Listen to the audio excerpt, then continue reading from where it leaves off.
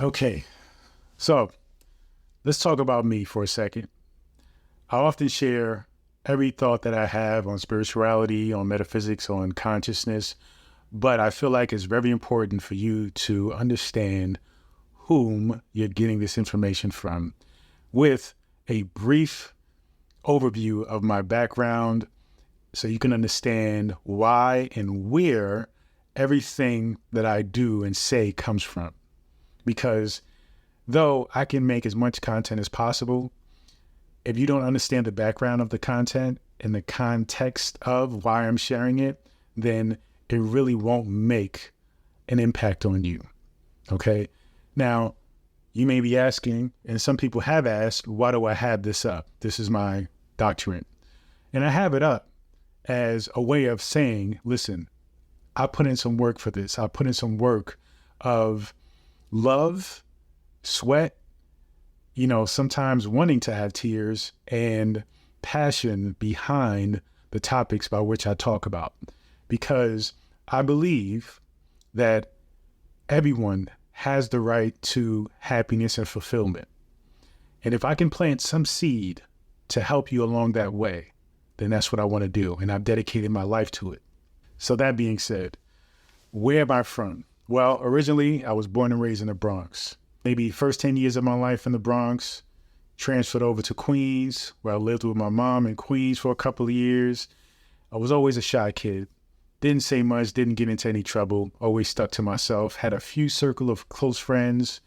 And even till this day, I have a few close friends that I stay tight with and consider family. Family is a big thing to me.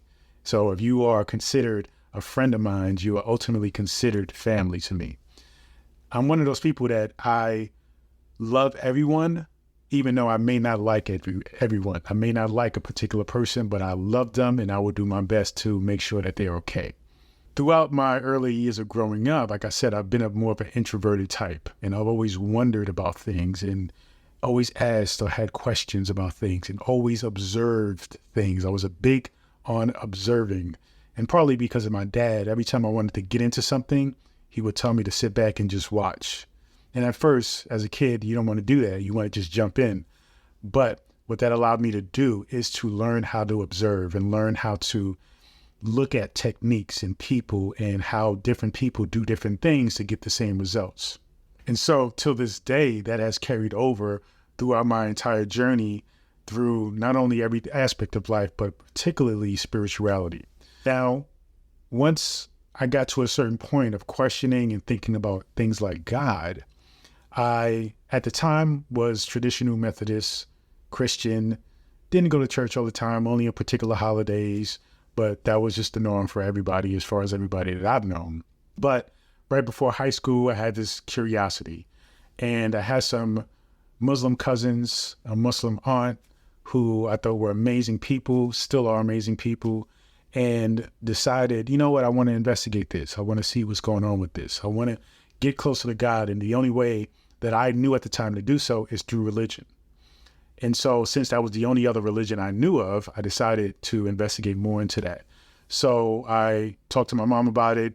We got me enrolled into a Muslim high school in Corona, Queens, and learned a whole lot about the religion and find the religion actually really beautiful and deeply spiritual, though it can be overlooked because of the obvious differences between Christianity and Islam.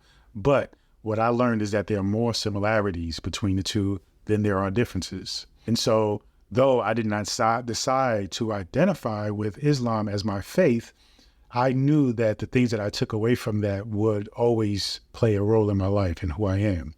Even was converted into a Seventh-day Adventist at one point, because when they would break down and look at the Bible and say, see, this is what it says, this is what it says, I would say, okay, it does say that. You're right. Okay, this must be the way, right? Later on, I discovered why that was the importance of that, the importance of somebody looking into a book and saying, this is what it means, this is what it means, this is what it means, right? And I'll get back to that soon. But later on decided Seventh-day Adventist wasn't for me. It was a bit of a disconnect. It was something that I wanted more of. I wanted more. I didn't feel as connected as I would have wanted to through that religion. So came back home to New York, decided, you know what, I'm going to study Buddhism. Buddhism, beautiful. I think if I had to pick one religion, it would be Buddhist. And learned a lot about self-awareness, just really getting into the core of who I am. Stumbled across Baha'ism, which is almost like, I like to say, and for any Baha'is out there, please don't get offended by this, but I like to say it almost feels like a cross between Islam and Buddhism. Like, that's what Baha'ism felt like to me. Beautiful people. All of these religions had the most beautiful people and people that I love and really support throughout their journey. And so from then, I really fell into metaphysical science, spirituality, New Age, and that took me down the true rabbit hole of exploring and seeing that there is so much out there when it comes to connecting with yourself, but connecting with God. When I started to go into things like metaphysical science and I met people who were also into it and had all these great, amazing books, I started to understand one thing, that more than differences, there are similarities between all of these different religious beliefs, right? Things like compassion, humanity, love, right? Empathy, understanding. And so the other thing that I've learned underneath all of that is the power of interpretation and perspective.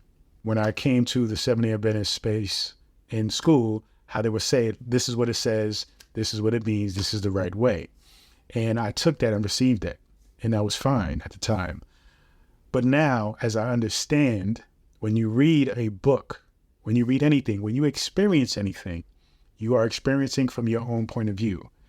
And though you may be seeing something and reading something and saying, okay, this is what it means to me, that doesn't mean it means the same to another person. In fact, it's impossible for it to be the same to another person. So you have to be mindful about that along your journey. And that's the main thing that I've discovered. And that is one of the pillars of my teachings or philosophy, is that everything is just for you. This path is unique to you. And so as I continue to go on in my journey, I, came across things like hypnosis, became certified in hypnosis, read as many of the classic books, Power of the Subconscious Mind, Sylvia Effect, and, all of these amazing books. Of course, The Secret, all those books.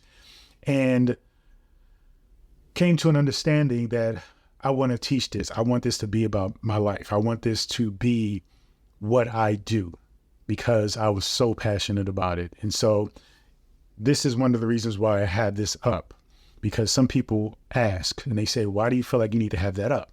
Well, one, I worked hard for it.